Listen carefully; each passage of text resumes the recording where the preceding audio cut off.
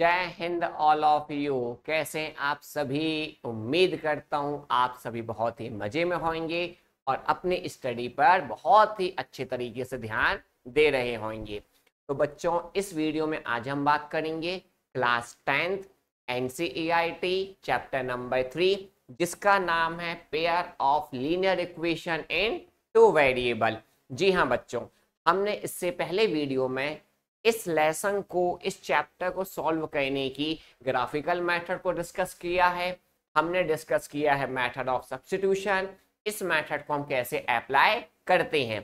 तो आज हम इस वीडियो में लास्ट वीडियो को ही आगे बढ़ाते हुए कुछ इंपॉर्टेंट सम आपकी एनसीईआरटी बुक से लेकर डिस्कस करेंगे, अप्लाई करेंगे उस पर मेथड ऑफ सब्स्टिट्यूशन। तो इस वीडियो को आप पूरा देखिए, इसलिए क्योंकि आपको हर एक क्वेश्चन बहुत अच्छे से क्लियर हो जाए। तो बच्चों, मैं आपकी एनसीईआरटी बुक से ही आज का पहला सम लेता हूं, तो आप इसको ट्राई करिए वीडियो को पॉज करके, नहीं तो फिर आप इस वीडियो को आगे देखिए। तो आज का सबसे पहला सम आपकी बुक का कुछ ऐसा है, देखिए 3x/2 minus 5y/3 equals to -2। ये बच्चों हमारे लिए इक्वेशन नंबर 1 हो गई। सेकेंड इक्वेशन गिवन है हमारे पास x/3 plus y/2 equals to 13/6। This is your equation number 2। आपको यदि मेथड ऑफ सब्स्टिट्यूशन में कोई प्रॉब्लम है तो इससे पहले का वीडियो आप देख सकते हैं, उसमें हमने बहुत ही अच्छे तरीके से अप्लाई करना सीखा है। आज हम उसी मेथड की प्रैक्टिस करेंगे कुछ इंपॉर्टेंट सम से। तो बच्चों, आपने देखा होगा ये हमारे पास लीनियर इक्वेशन है, बट इस लीनियर इक्वेशन में यदि आप बहुत ही ध्यान दें तो आपको पता चलेगा हमारे पास जो x के कोएफिशिएंट हैं या y वेरिएबल का कोएफिशिएंट है वो न्यूमरेटर अपॉन डिनोमिनेटर, मतलब एक हमारे पास p/q नंबर है, हाँ या ना, रेशनल नंबर। तो इस टाइप की इक्वेशंस को हम कैसे सॉल्व करेंगे मेथड ऑफ सब्स्टिट्यूशन से, उसी पर आज हम डिस्कस कर रहे हैं। तो सबसे पहले हम इसको सिंपलेस्ट फॉर्म में चेंज करेंगे। बच्चों, सिंपलेस्ट फॉर्म मीन्स अभी आपको जो न्यूमरेटर डिनोमिनेटर दिख रहा है, हम कुछ ऐसा करें ताकि हमारे पास इक्वेशन बहुत ही सिंपल फॉर्म में आ जाए। तो उसके लिए बच्चों हम सबसे पहले इक्वेशन 1 को चेंज करते हैं। फ्रॉम इक्वेशन 1, देखिए आपके पास इक्वेशन है 3x/2 minus 5y/3 equals to -2। अब सिंपल फॉर्म में कैसे आएगा ये, तो आप देखिए 2 और 3 का एलसीएम कितना होता है बच्चों, 6 होता है। तो हम 6 से हर एक टर्म को मल्टीप्लाई करेंगे। तो आइए मल्टीप्लाई करते हैं हम। मल्टीप्लाई 6, यहाँ मल्टीप्लाई 6, देन यहाँ मल्टीप्लाई 6। It is clear. चलिए, तो यहाँ हमने मल्टीप्लाई किया तो यहाँ कितना हो जाएगा, 3 3 9x।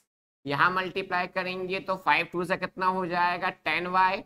और यहाँ मल्टीप्लाई कितना आ जाएगा, -12, हाँ या ना। तो आपकी देखिए इक्वेशन कितनी सिंपल फॉर्म में चेंज हो गई है, जिसको हमने इक्वेशन नंबर 3 नाम दिया है। सिमिलर वे में हम इक्वेशन 2 को भी सिंपलेस्ट फॉर्म में चेंज करेंगे। तो इक्वेशन 2 क्या है, from equation 2 x/3 plus y/2 equals to 13/6, हाँ या ना बच्चों। इस इक्वेशन में भी आप देखेंगे तो यहाँ डिनोमिनेटर में 3 है, यहाँ 2 है, यहाँ 6 है। इनका एलसीएम कितना होगा बच्चों, 6। तो मल्टीप्लाई किससे करेंगे, 6 से। Multiply 6 multiply 6 multiply 6। तो ये मल्टीप्लाई होके कितना चेंज हो जाएगा, 2x। ये चेंज हो जाएगा हमारे पास 3y, और ये हमारे पास आ जाएगा 13 मतलब 13। This is our equation number 4। आप देख सकते हैं कितने सिंपल तरीके से हमने इक्वेशंस को सिंपलेस्ट फॉर्म में, बहुत ही सिंपल फॉर्म में चेंज किया है।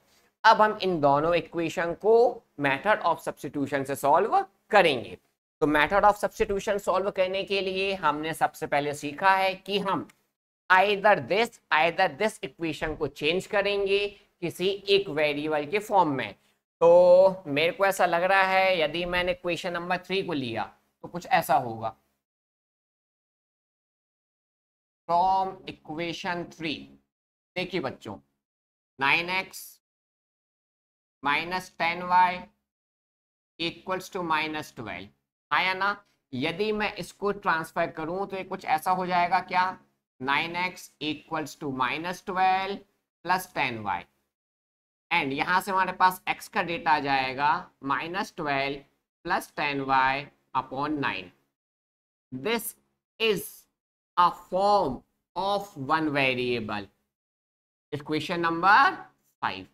अब इस वैल्यू को हम पुट करेंगे इक्वेशन नंबर 4 में x के प्लेस पर। याद आ गया आप सभी को, ऐसे करना सीखा है। चलिए तो हम पुट करते हैं।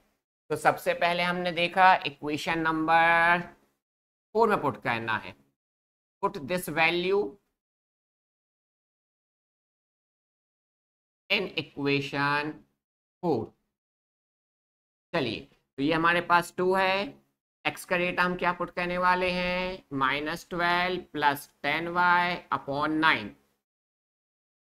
Plus 3y equals to 13। तो बच्चों कैसे सॉल्व होगा ये, देखिए 9 डिनोमिनेटर में है तो क्या हम इसका मल्टीप्लाई कर सकते हैं ना, बिल्कुल कर सकते हैं। तो 9 का मल्टीप्लाई करेंगे तो ये कितना हो जाएगा, 9 3 जा 27y, 9 से मल्टीप्लाई 9 13 जा मतलब 13 9 जा 117, और यहाँ ब्रैकेट ओपन होगा तो कितना हो जाएगा, minus 24 plus 20y। It is clear. चलिए इनको ऐड करेंगे बेटा, तो 20y and 27y how much, 47y। Negative data इस साइड आके क्या हो जाएगा बच्चों, पॉजिटिव। क्लियर। यहां से y इक्वल्स टू 117 प्लस 24, इनको ऐड करेंगे 7 प्लस 4 11 1 2 प्लस 1 3 4 एंड 1, और 47 इसके डिनोमिनेटर में आ जाएगा बेटा। तो 47 से सारे कैंसिल हो जाएगा 3 टाइम्स, यस। तो y हमारे पास कितना फाइंड हो चुका है, 3। y का डेटा हमारे पास कितना आ गया बच्चों, 3। अब इस y की वैल्यू को हम पुट कर सकते हैं to find the value of x in equation number 5। तो अब हम इस वैल्यू को इक्वेशन 5 में क्या करेंगे, पुट करेंगे। चलिए तो यही कर दूं क्या मैं, स्पेस है आपको दिख रहा है, मैं यहाँ साइड में करके दिखा देता हूं। पुट इन इक्वेशन 5, y की वैल्यू 3 पुट करेंगे तो x equals to minus 12 plus 10, y के प्लेस पर 3 अपॉन कितना बेटा, 9। कितना होगा, 10 3 जा 30, 30 माइनस 12 18 अपॉन 9 एंड 9 2 जा 18। तो हम ये कह सकते हैं हमारे पास x की वैल्यू हाउ मच, 2 फाइंड हो चुकी है। ये देखिए कितने प्यारे तरीके से हमने इस सम को कंप्लीटली सॉल्व किया है। फिर से आप एनालाइज कर सकते हैं, हमने सबसे पहले इक्वेशन को सिंपलेस्ट फॉर्म में चेंज किया है। सिंपलेस्ट फॉर्म में चेंज होने के बाद हमने मेथड ऑफ सब्स्टिट्यूशन अप्लाई की है। मेथड ऑफ सब्स्टिट्यूशन को हमने इससे पहले भी वीडियो में डिस्कस किया है, आप उस वीडियो को प्रेफर कर सकते हैं। ये बहुत ही इंपॉर्टेंट सम है आपकी एनसीईआरटी बुक से, तो आप इसको बहुत अच्छे तरीके से तैयार करिए। ठीक है, आप वीडियो को पॉज करके इसका स्क्रीनशॉट भी ले सकते हैं। तो चलिए अब हम बात करेंगे आज के सेकेंड सम की। तो मैं इसको रफ कर देता हूं, ठीक है। कोई डाउट हो बेटा तो आप बिल्कुल मुझसे डिस्कस कर सकते हैं, मुझसे पूछ सकते हैं कमेंट सेक्शन में। आप मुझको कमेंट करके बता दीजिएगा कि आपको क्या समझ में नहीं आया और क्या समझ में आया है, क्योंकि हम कोशिश कर रहे हैं आपके लिए अच्छे से अच्छा डेटा प्रोवाइड करने की। फिर भी आपको यदि कुछ नीड हो, आपके अकॉर्डिंग कोई सम हो या कोई सेक्शन हो, कोई चैप्टर हो, तो आप बिल्कुल हमसे बताइए कमेंट सेक्शन में। और नहीं तो फिर तो आप स्टडी कर ही रहे हैं तो आप अपनी स्टडी कंटिन्यू में करते जाइए। हमारी कोशिश यही रहेगी कि आपको किसी भी सेक्शन में किसी भी टॉपिक में कोई भी प्रॉब्लम ना आए। ठीक है बच्चों, चलिए आज हम एक सेकेंड सम लेते हैं। अब सेकेंड सम की कहानी कुछ ऐसी है बच्चों, मैं लिख ही देता हूँ, है ना, सबसे बेस्ट होगा। क्या दिया है हमें? Solve 2x + 3y equals to 11 and 2x - 4y equals to -24. Hence, find the value of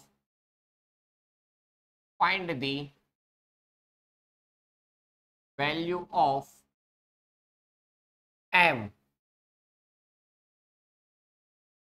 for which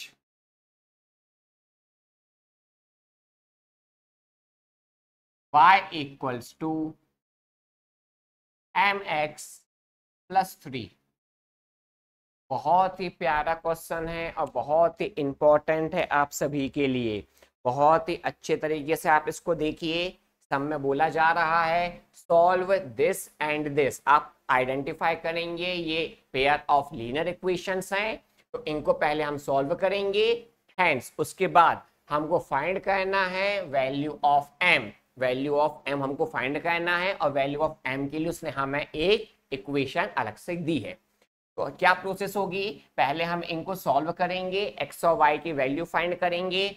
x और y का डेटा जैसे ही हम इसमें पुट करेंगे हमारे पास क्या डेटा आ जाएगा? m का डेटा आ जाएगा, जो हमारा फाइनल आंसर होगा।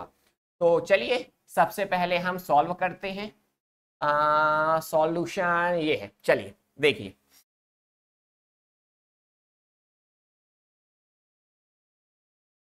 गिवन इक्वेशंस क्या है बेटा हमारे पास? 2x + 3y equals to 11, this one equation 1। 2x - 4y equals to -24, equation number 2। तो हम सॉल्व करते हैं मेथड ऑफ सब्स्टिट्यूशन से। इसको चेंज करना चाहेंगे 1 या 2 को? चलो इक्वेशन 1 को ही चेंज करते हैं। From equation 1 this is 2x + 3y equals to 11। हम 2x का डेटा फाइंड करेंगे 11 - 3y, then x equals to 11 - 3y upon 2। It is clear to everyone? This is our equation number 3। हमने इक्वेशन 1 को change किया है with respect to one variable x। अब हम इस वैल्यू को पुट करेंगे इक्वेशन नंबर 2 में। Put this value in equation 2। तो इक्वेशन 2 x के प्लेस पे क्या पुट करेंगे हम? 11 - 3y अपॉन 2। देन हमारे पास -4y है, देन हमारे पास कितना है? -24। It is clear? चलिए इसके बाद अब हम सॉल्व करना चाहेंगे तो हमको पता चलेगा कि ये तो 2 से 2 कैंसिल हो जाएगा। क्या बचेगा बेटा? 11 - 3y -4y equals to -24। -3y - 4y add होके -7y equals to -24। This one should be negative, transfer करने पर तो ये कितना हो जाएगा? -35 - 7y। तो y का डेटा आप बता देंगे सर 5 आ जाएगा। It is clear to everyone? जल्दी से बता दीजिए क्लियर है सभी को? चलिए यदि ये क्लियर है तो अब हम ये डेटा पुट करेंगे इक्वेशन 3 में और x फाइंड करेंगे। Put in equation number 3 x equals to 11 - 3, y के प्लेस पे 5 और डिनोमिनेटर में हाउ मच? 2। तो x equals to 11 - 5 3 15 upon 2। x equals to कितना आएगा बेटा? -4 अपॉन 2। कैंसिल आउट हो गए, कितना हो जाएगा? -2। तो आप कह सकते हैं सर हमारे पास x का डेटा -2 फाइंड हो चुका है, हाँ या ना? तो ये हमारा आधा सम हुआ है। अभी हमें फाइंड करनी है वैल्यू ऑफ m। तो वैल्यू ऑफ m निकालने के लिए उसने हमें ये प्यारी सी इक्वेशन दी गई है, तो अब हम इसका यूज करेंगे। Now y equals to mx plus 3। y की वैल्यू बता दीजिए, y की वैल्यू 5 है, इक्वल्स टू m, x की वैल्यू कितनी है बेटा, -2 प्लस 3। It is clear. चलिए 5 3 साइड आके माइनस हो जाएगा, इक्वल्स टू क्या है ये, माइनस ट्वाइस ऑफ m। यहाँ बचेगा 2, यहाँ हो जाएगा -2, देन m आ जाएगा आपके पास, जल्दी बता दीजिए हाउ मच, -1। तो ये हमारा फाइनल आंसर आ चुका है। m की वैल्यू हमारे पास कितनी है बच्चों, -1। आप देख सकते हैं कितने प्यारे तरीके से हमने इस सम को भी सॉल्व किया है। बहुत ही इंपॉर्टेंट सम है। हमने पहले पेयर ऑफ लीनियर इक्वेशन को सॉल्व करके x और y का डेटा फाइंड किया है, देन हमने वैल्यू ऑफ m को फाइंड किया है। m की वैल्यू निकालने के लिए उसने हमें एक इक्वेशन दी थी जिसका हमने लास्ट में यूज किया है। तो आप इस का भी स्क्रीनशॉट ले सकते हैं और अपना नोट्स बना सकते हैं। चलिए बच्चों, तो अब हम बात करते हैं आज के तीसरे सम की। आज का थर्ड इंपॉर्टेंट सम क्या होगा बच्चों, तो मैं आपकी एनसीईआरटी बुक से ही ले रहा हूं, है ना। ये सभी सम आपकी एनसीईआरटी बुक में अवेलेबल हैं। तो चलिए मैं रेस कर देता हूं। एनसीईआरटी बुक के हर एक सम आपसे बनने चाहिए। अपार्ट फ्रॉम एनसीईआरटी हम बाकी अदर बुक्स, एग्जाम्पलर हो गया, आपका आईडी शर्मा बुक हो गई, उन सभी बुक्स के क्वेश्चन को भी सॉल्व करेंगे या हम क्लास में किए हुए हैं। हाँ या ना बच्चों, तो हमने अपनी क्लास में डिस्कस भी किए हैं, बट फिर भी हम कोशिश करेंगे कि आपके लिए हम ऑनलाइन वीडियो के थ्रू भी उन सभी सम को डिस्कस करें जो आपके बोर्ड एग्जाम के रिस्पेक्ट में बहुत ही इंपॉर्टेंट है। चलिए, तो अब अगला सम आज का कौन सा ले लें भाई हम, हाँ तो एक डेसिमल वाला सम ले लेते हैं।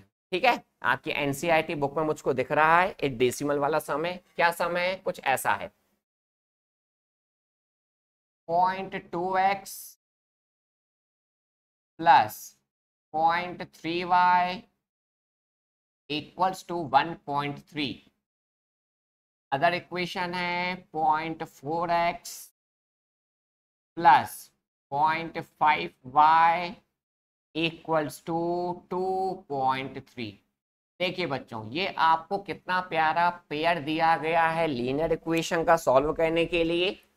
आप देख सकते हैं इसमें चेंजेस क्या हैं, हमको जो भी इसके कोएफिशिएंट्स हैं वेरिएबल के वो डेसिमल फॉर्म में दिए हैं।